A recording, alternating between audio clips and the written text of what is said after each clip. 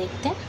Bismillah Khan has given many memorable performances both in India and abroad. His first trip abroad was to Afghanistan, where King Jahir Shah was so taken in by the maestro that he gifted him priceless Persian carpets and other souvenirs. The King of Afghanistan was not the only one to be fascinated with Bismillah's music. Film director Vijay Bhatt was so impressed after hearing Bismillah play at a festival that he named a film after the instrument called गूंज उठी शहनाई. The film was a hit and one of Bismillah Khan compositions, दिल का खिलौना हाय टूट गया, turned out to be a nationwide chart buster. तो वो कहते हैं बिस्मिल्लाह खान ने भारत और विदेशों में बहुत सारे एक ऐसे प्रदर्शन प्रस्तुत करे हैं जिन्हें लोग आज तक भी नहीं भूल पाए हैं. सबसे पहले उन्होंने अफगानिस्तान की विदेश यात्रा की. वहाँ बादशाह जहीर शाह जो उनके म्यूज़िक से इतने ज़्यादा मोहित हो गए थे कि उन्होंने उन्हें बेशकीमती फ़ारसी गलीचे व अन्य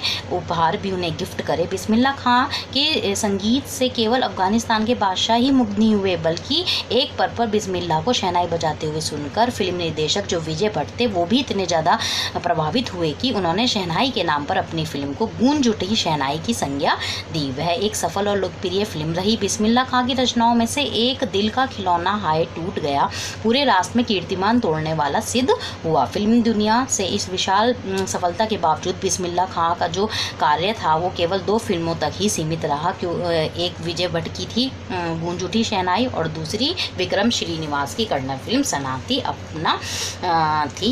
बिस्मिल्लाह जोरदार ढंग से कहते हैं कि मैं फिल्मी दुनिया की बनावट चकाचौंध में शामिल नहीं हो सका.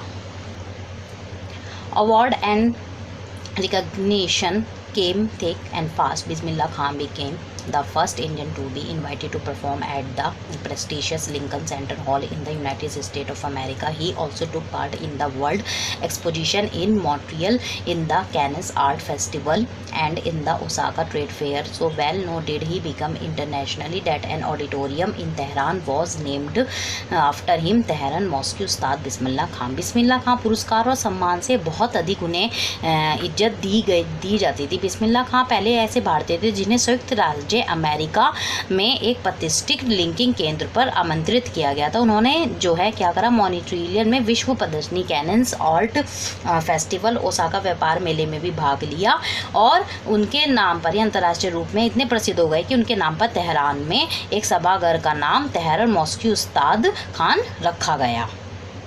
उन्हें कौन कौन से अवार्ड मिले? उन्हें कई अवार्ड मिले, जैसे पद्मश्री, पद्म भूषण, पद्म विभूषण से उन्हें सम्मानित किया गया था. In 2001, Ustad Bismillah Khan was awarded India's highest civilian award, the Bharat Ratna, with the coveted award resting on his chest and his eyes glinting with rare happiness. He said, "All I would like to say is teach your children music. This is Hindustan's richest tradition. Even the West is now coming to learn out music." उन्हें जो है सन 2001 में उस्ताद बिस्मिल्लाह खां को भारत के सर्वोच्च नागरिक सम्मान भारत रत्न से भी सम्मानित किया गया था. वो कहते हैं कि मैं कहना चाहता हूँ कि अपने बच्चों को संगीत सिखाओ. वह हिंदुस्तान की सबसे ज़्यादा समृद्ध परंपरा है और यहाँ तक कि पाश्चात्य देश जो फॉरेनर्स हैं वो लोग भी अब हमारा संगीत सीखने के लिए आतुर हैं, इच्छुक हैं. In spite of having travelled all over the world, Khan Sahab, as he is fondly called, is exceedingly fond of Banaras and Damrao, and they remain for him the most wonderful towns of the world. A student of his once wanted him to head a Shehnai school in the USA, and the student promised to recreate the atmosphere of Banaras by replicating the temples there. But Khan Sahab asked him if he would be able to transport river Ganga as well. अब सारे संसार में यात्रा करने के बावजूद खान साहब को जो है कैसे खान साहब के नाम से उनको पुकारा जाने लगा. वाराणसी और डुमराव के प्रति गहरा लगाव वे रखते थे और वे उनके लिए संसार के सबसे अधिक आश्चर्यजनक नगर रहे थे. एक बार उनके एक शागिर्द ने चाहा कि वे यूएसए में शहनाई स्कूल को अपनी देखरेख में चलाए और उसने ये भी कहा कि मैं बिल्कुल वहाँ पर कैसा माहौल कर दूंगा, वाराणसी जैसा बिल्कुल माहौल बना दूंगा, वैसे ही मंदिर बना दूंगा. परंतु खान साहब से पूछा गया, खान साहब ने उन्हें फिर मुस्कुराकर पूछा कि क्या आप गंगा नदी को भी वहाँ ले जाएंगे. बाद में उनको यह कहते हुए स्मरण किया जाता जाता है कि यही कारण है कि जब मैं विदेश में होता हूँ क्या कहते हैं, तो मुझे हिंदुस्तान देखने की तीव्र इच्छा होती है, और जब मैं बॉम्बे में होता हूँ तो मैं केवल वाराणसी में पवित्र गंगा के बारे में सोचता हूँ, और जब मैं वाराणसी में होता हूँ तो मुझे डुमरांव के अद्भुत मट्टे की याद खलती है।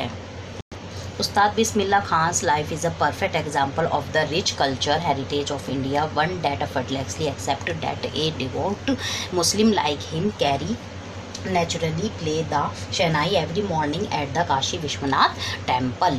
अब वो कहते हैं उस्ताद बिस्मिल्लाह खां का जीवन भारत की धनी सांस्कृतिक पैतृकता से पूर्ण मिसाल है। इसमें बात में कोई भी आसानी स्वीकार कर लेगा कि खान साहब जैसे समर्पित मुस्लिम का काशी विश्वनाथ मंदिर में प्रतिष्ठित सुबह को शहनाई बजाना पूर्ण रूप से स्वाभाविक ही था। मतलब वो इतने ज़्यादा शौकीन थे और इतने ज़्यादा फेमस थे कि उनकी प्रसिद्धि आज भी हम लोगों के बीच में विद्यमान है। स्टूडेंट, अब आपको इसकी रीडिंग दोनों आपके पार्ट कंप्लीट हो गए हैं।